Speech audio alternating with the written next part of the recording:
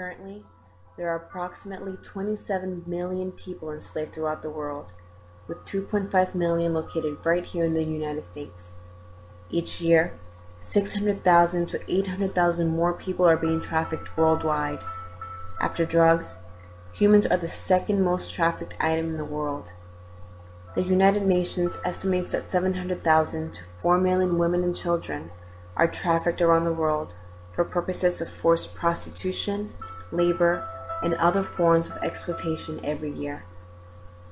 Trafficking is estimated to be a $7 billion annual business. Victims of trafficking are subject to gross human rights violations, including rape, torture, forced abortions, starvation, and threats of torturing or murdering family members. Traffickers recruit women and children through deceptive means, including falsified employment advertisements for domestic workers, waitresses, and other low-skilled work. Traffickers include those involved in highly sophisticated networks of organized crime and may be as close to home as a relative to the victim. 50,000 women and children are trafficked into the United States from no less than 49 countries every year. As many as 750,000 women and children have been trafficked into the United States over the last decade.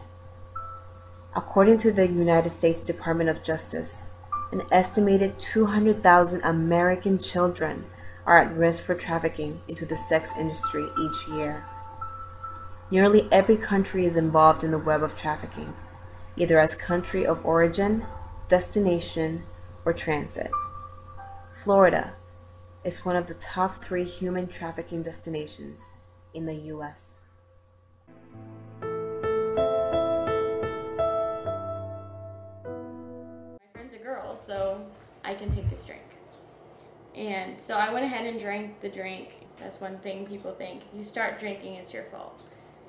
I felt really strange and like I needed to throw up, and I don't know, it was just like Twilight. It was in and out. My vision was going crazy. She didn't ask if I was okay or anything. She basically called her friends in there and they took me out in the bar. Nobody stopped them. At that point, I knew something was wrong. I knew that I was in for something, but I couldn't do anything to stop it. It was just in and out. They said that the other guys are waiting there, and this is going to be worth it for you. I couldn't really see objects, just mainly shadows, and I could make them out to be people. There were guys on all sides of me. There were some on top of me, some on the other side. They were doing horrendous things to my body. I knew they were beating me at one point. I was so panicked that I think I ended up making myself pass out again because I just couldn't stay conscious. And I tried to move my arms and nothing was happening, and it was like the most scary feeling I've ever felt. She told me what happened from start to finish on the way home. Just monotonous, didn't care how I felt. She told me that, yeah, we had a good time last night. You were flopping all over and we were beating the crap out of you and it was a lot of fun. Basically said that they F me all night long, and she said if I told anybody, she would make my life hell. I didn't choose to stay in the life so I could sell my body. I chose to stay there because I wanted to be with a man that I thought loved me. I wouldn't even speak to the police because my mind was so brainwashed. Talicia fears others will be too, and soon. Clearwater police predict a 50% increase in sex trafficking. It's like being an animal in a cage at a zoo, and everybody comes and looks at you and does what they want to do, and then you go back to your cage. It's like you're a freak show. It's worse than any horror movie you could watch, with just bed after bed after bed of children like me that were going through it. You're chained to a bed. You're not allowed to just sit up, and you get a sandwich and you get water, but they tell you when you're going to eat. And then they carry you almost like in a prison line to the shower, and you take a shower and it's just cold as ice. It's like taking ice cubes and just pouring them all down your back.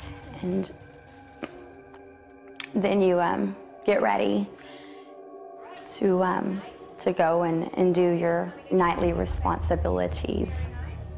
You don't look like an abused child when you walk in there. You look like a willing child who is happy. It's almost like putting on a mask that's painted on your face. Several nights a week, I was taken out of my home with my parents not knowing, and taken and delivered to very nice, beautiful, upscale homes where men would use me all night long. And then they would take me back home, and I would sneak back inside and go to sleep for a few hours and go to school the next day. Have you seen a lot of Americans being trafficked within the country?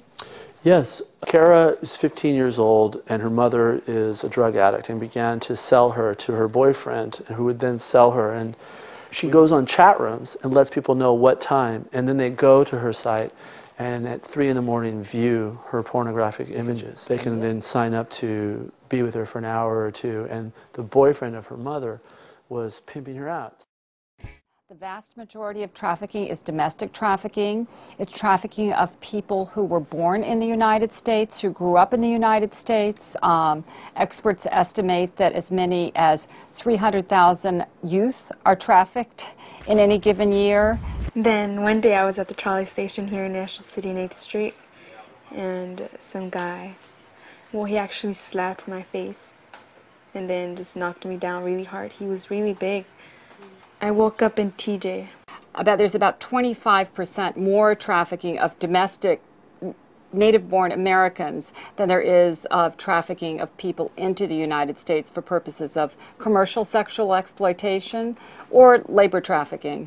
You were 14 when you were taken by a pimp, and you saw a bunch of other girls, and you were put on Craigslist. What were the ages of girls? Were there girls younger than you? Yeah. Was there 12. One was 11 turning 12. The oldest is like an old lady, kind of like 30-something. I mean, that's not old, but yeah, in prostitution, that's kind of old because, you know, the younger, the better, they say, because the dudes like younger girls. These young women are either forced into it, tricked into it, beaten into it, and the courts in America will convict prostitutes, one right after another, and let the Johns go free, let the pimps go free. You know, people don't wake up and say, oh, I want to be a prostitute.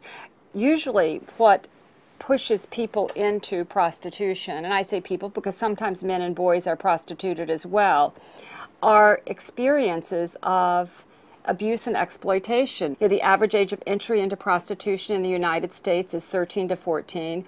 That means most people who end up in prostitution start out as children, actually start out as trafficked children. Men would come in the house and give the other man money, and then they would come in the room and they would just rape me. I mean. Today I went missing. Most people won't take a grieving mother seriously until 2 or 3 days after the child's disappearance. By that time, it's too late. By the time you decide to start looking, I might be halfway across the country, maybe even the world. Next month, I'll be in every magazine, website, and newspaper you read. But in 6 months, I'll just be a fading picture. And in a year, you won't even remember my name. My name's Cor. That's short for Corinne. I'm 11 and a half years old, and I'm a future sex slave.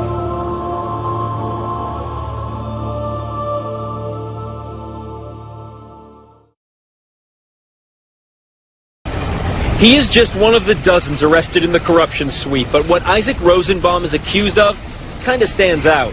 The FBI says he was buying and selling kidneys, making a huge profit.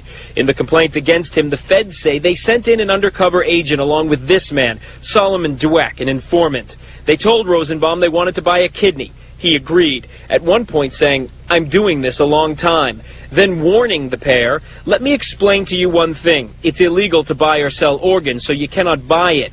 What you do is, you're giving a compensation for the time.